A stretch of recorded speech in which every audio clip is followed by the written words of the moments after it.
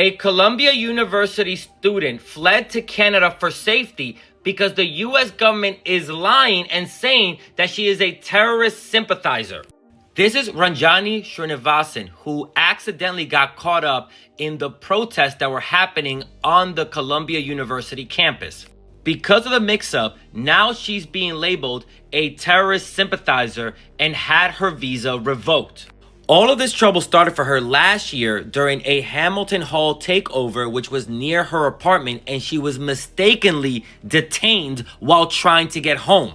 For this ordeal, she got 2 summonses to appear in court, which she did, but her case was quickly dismissed when it was proven that she had nothing to do with the protest.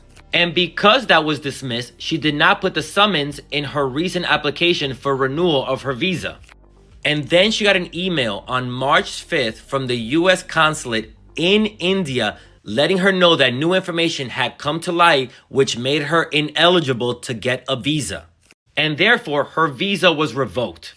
Confused, Ranjani emailed Columbia's office where an official informed her that the revocation would take effect only if she left the country and that she could remain in the US to pursue her studies for the time being. Well, that turned out to not be the case because the next morning, federal agents went to her apartment off campus to look for her.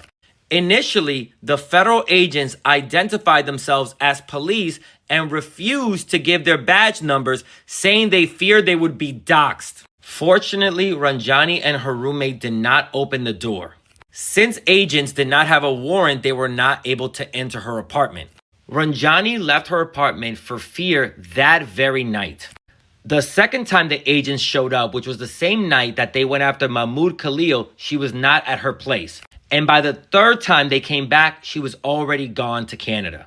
So this is the person that the US government is trying to label a terrorist sympathizer. A student who did nothing more than attend a handful of protests and shared or liked political media posted related to Palestinians in Gaza, standing up for the people, not sympathizing with terrorists. And like Ranjani herself said, I'm just surprised that I'm a person of interest.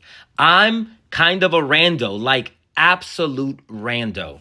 Going on to say, I'm fearful that even the most low-level political speech or just doing what we all do, like shout into the abyss that is social media, can turn into this dystopian nightmare where somebody's calling you a terrorist sympathizer and making you literally fear for your life and your safety. Because that is exactly what the US government is doing to this Columbia student, and Chrissy Nome is gloating about it in this tweet.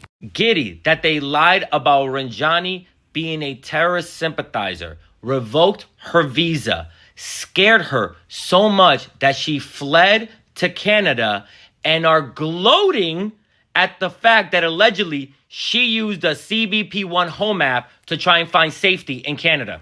This should scare everyone that they can paint you as a terrorist or a terrorist sympathizer, and there is no recourse, there's no consequences for them doing this to anyone.